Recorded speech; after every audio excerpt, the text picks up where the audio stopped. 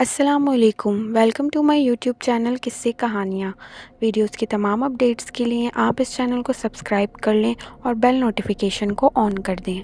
अगर आपको ये वीडियोस पसंद आती हैं तो इन वीडियोस को लाइक करिए, शेयर करिए और हमें कमेंट्स में लिख के ज़रूर बताइए।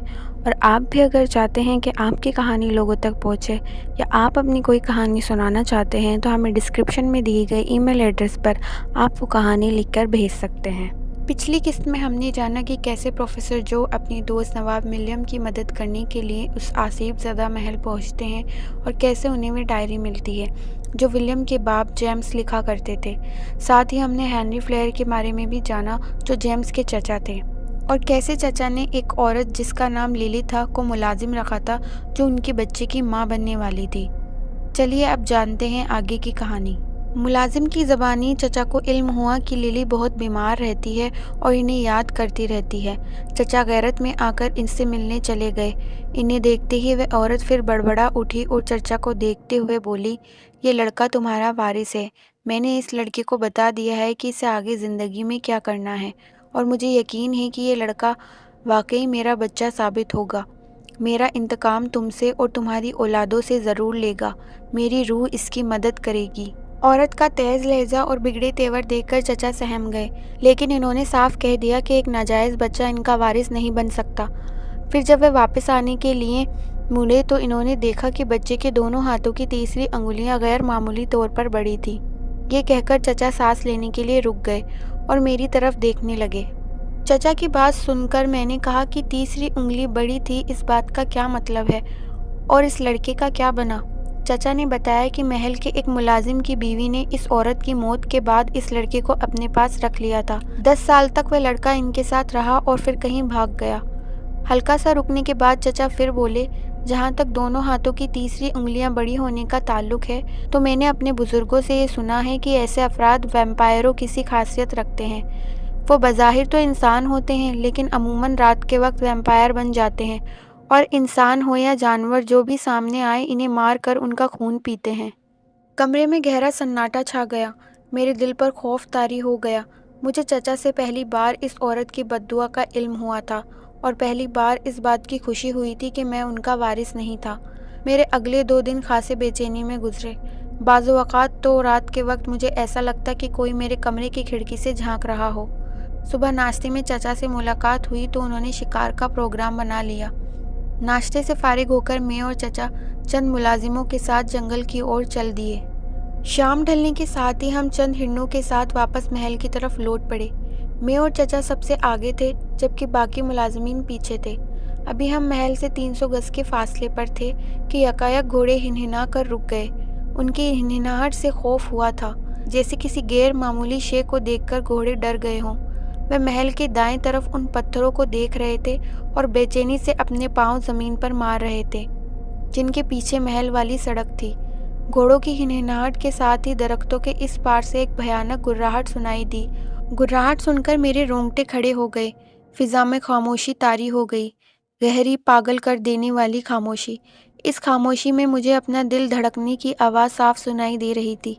यकायक चचा ने घोड़े से छलांग लगाई और दरख्तों की तरफ लपके। मैं उनके पीछे था और बाकी तमाम मुलाजिम मेरे पीछे थे। दरख्तों के इस पार मैदान में कपड़ों का एक ढेर सा पड़ा हुआ था। हम इसके करीब पहुंचे तो पता चला कि ये वही बेल्जियन लड़की थी जिसे चचा ने गोद ले लिया था। इसकी आंखें खौफ से बाहर आ गई थी और नरखटे का गोश्त बुरी तरह चबा लिया गया था। इसके चेहरे की खाल खुशक होकर रह गई थी। वह मर चुकी थी। चचा दहाड़े मारकर इस पर गिर पड़े। डायरी का पेज यहाँ आकर ख़त्म हो चुका था। प्रोफेसर जो ने एक ठंडा सांस लिया और डायरी के बाकी पेज उलटने लगे। सभी पेज खाली थे। सिर्फ आखिरी पेज पर 2 लाइनें लिखी हुई थी जिनमें लिखा था कि इस बेल्जियम लड़की की मौत के बाद अब मैं लॉर्ड फेयर की जायदाद का अकेला मालिक हूँ। प्रोफेसर जो ने माने खेज अंदाज में सिर हिला दिया। इनके लबों पर जहरीली मुस्कुराहट फैल गई। वे मामले की तह तक पहुँच गए थे।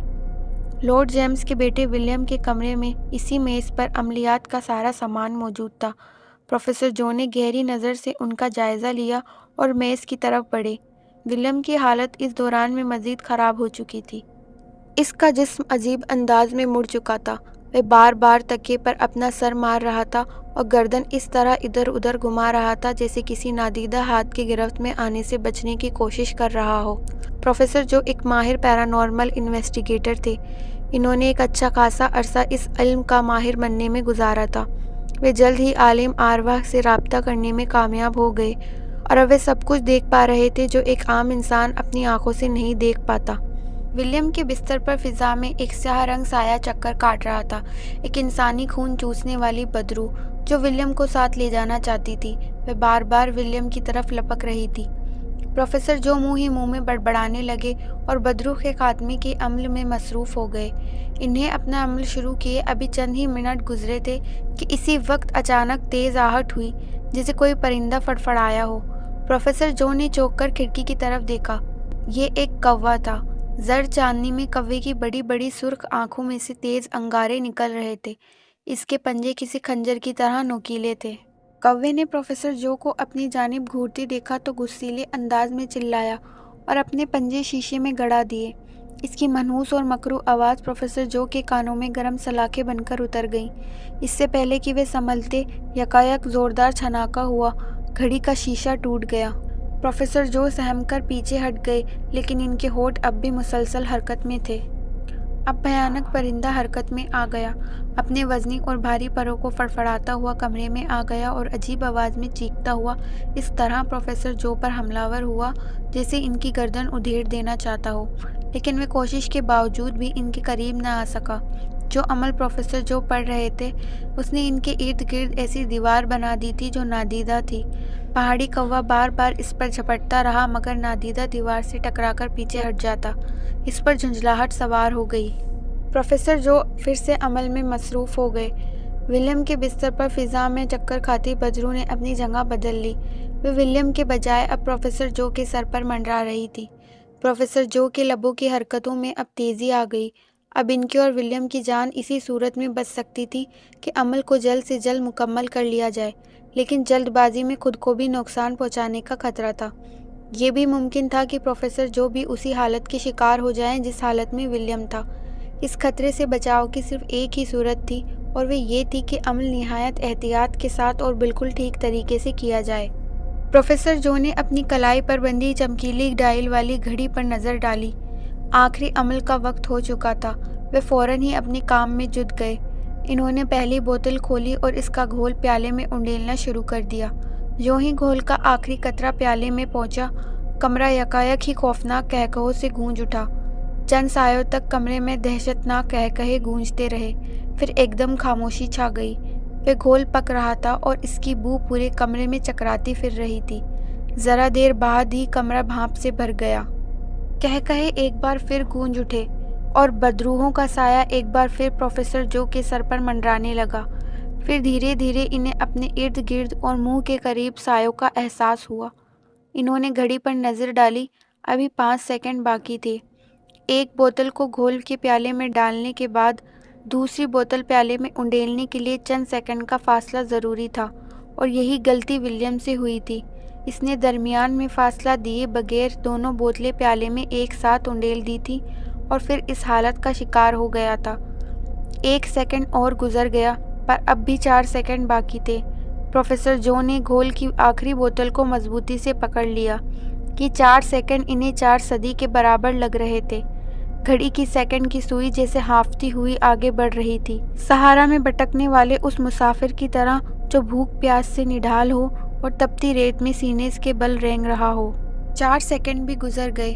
پروفیسر جو نے پھرتی سے ہاتھ میں پکڑی بوتل کا گھول پیالے میں انڈیل دیا۔ 1 سیکنڈ کی بھی دیری ان دونوں ہی کے لیے جان لیوا ثابت ہو سکتی تھی۔ جو ہی گھول کا آخری قطرہ پیالے میں پہنچا، گھول ابلنے لگا، اس میں نیلے رنگ کے بلبلے اٹھنے لگے۔ پروفیسر جو کی پیشانی پسینے سے بھیگ گئی۔ ان کی زندگی کا دارومدار اس عمل کی کامیابی پر ہی تھا۔ ناکامی کے تصور سے بھی وہ کانپ رہے تھے۔ ان کی پیٹھ پر قمیص پسینے میں بھیگ کر اس کی جلد سے چپک گئی تھی۔ انہوں نے کمرے کی چھت کی طرف دیکھا۔ سیاہ رنگ بدروح اپنا بھیانک منہ فاڑے انہیں شعلہ بھری نظروں سے گھور رہی تھی۔ انداز ایسا ہی تھا جیسے ایک دم ہی ان پر جھپٹ پڑے گی۔ اچانک پیالے میں موجود ایک بلبلا ایک تیز چمکدار روشنی کے ساتھ اٹھا اور چھت سے جا ٹکرایا۔ کمرے میں دھماکوں کی آواز گونج اٹھی۔ یہ بلبلوں کے پھٹنے کی آواز تھی۔ پھر پیالے کے گھول میں سے ایک دھواں کا چکراتا ہوا شعلہ نکلا اور پلک جھپکتے ہی اس نے کمرے کی ہر چیز کو ڈھانپ لیا۔ دھوئے کا ہجوم دم بدم بڑھتا ہی جا رہا تھا۔ پروفیسر جو نے آنکھیں پھاڑ کر چاروں طرف دیکھنا چاہا لیکن دھند میں انہیں کچھ نظر ہی نہیں آیا۔ اب دھواں اور بھی گہرا ہو گیا۔ ان کا دم گھٹنے لگا۔ ان کے پھیپھڑے آکسیجن کی کمی کا شکار ہو گئے تھے۔ کوشش کے باوجود بھی انہیں کچھ نظر نہیں آ رہا تھا۔ ہر چیز دھندلی ہو گئی تھی۔ پروفیسر جو لڑکھڑاتے ہوئے انداز سے کھڑکی کے نزدیک پہنچے اور دھکا دے کر اسے کھول دیا تاکہ کھلی ہوا میں سانس لے سکیں۔ انہوں نے کھڑکی سے سر باہر نکال لیا اور تازہ ہوا میں سانس لے کر پھیپھڑوں میں بھرنے لگے۔ ٹھنڈی ہوا میں سانس لے کر پروفیسر جو کو سکون کا احساس ہوا۔ پھر انہوں نے مڑ کر پیچھے کمرے کی طرف دیکھا تو بادلوں کی گرج اور بجلی کی کڑک سنائی دی اور پھر کمرے میں گہری خاموشی چھا گئی۔ اس کے ساتھ ہی کمرے میں پھیلا دھواں بھی یکایک غائب ہو گیا۔ پروفیسر جو نے چھت کی طرف دیکھا۔ اب وہ سیاہ سایہ غائب ہو چکا تھا۔ ان کے لبوں پر بے ساختہ مسکراہٹ دوڑ گئی۔ ان کا عمل کامیاب رہا تھا۔ اچانک کراہنے کی ہلکی سی آواز ان کے کانوں میں آئی۔ پروفیسر جو چونک پڑے۔ انہوں نے مڑ کر ولیم کی طرف دیکھا۔ کراہنے کی یہ آواز اسی کے گلے سے نکلی تھی۔ اس نے اپنی پلکیں جھپجھپائیں پھر آنکھیں کھول لی۔ پروفیسر جو ان کے قریب چلے گئے۔ انہوں نے دیکھا ولیم کی نظریں کھڑکی پر جمی ہوئی ہیں، خوف اور وحشت زدہ انداز میں۔ پروفیسر جو نے بھی جب ولیم کی نظروں کی سیدھ میں دیکھا تو انہیں بھی وہ شے نظر آ گئی جو ولیم کو خوف زدہ کر گئی تھی۔ ایک بڑا سیاہ پہاڑی کوا کھڑکی کی چوکھٹ پر بیٹھا اپنے پر پھیلائے نفرت بھری نظروں سے پروفیسر جو کو دیکھ رہا تھا۔ پروفیسر جو نے اسے پہچان لیا۔ یہ وہی پہاڑی کوا تھا جو ذرا دیر پہلے ان پر حملہ آور ہوا تھا لیکن پھر چکراتا ہوا کمرے سے نکل گیا۔ اس کی آنکھوں میں پروفیسر جو کے لیے نفرت اور حقارت کا لاوا دہک رہا تھا۔ پروفیسر جو اسے دیکھ ہی رہے تھے کہ پہاڑی کوے نے خوفناک انداز میں پر فڑفڑائے اور پروفیسر جو کی طرف لپکا۔ ان کے حلق سے چیخ نکلی۔ انہوں نے ہاتھ بڑھا کر ولیم کے بستر کے سہارے پڑی بندوق اٹھا لی۔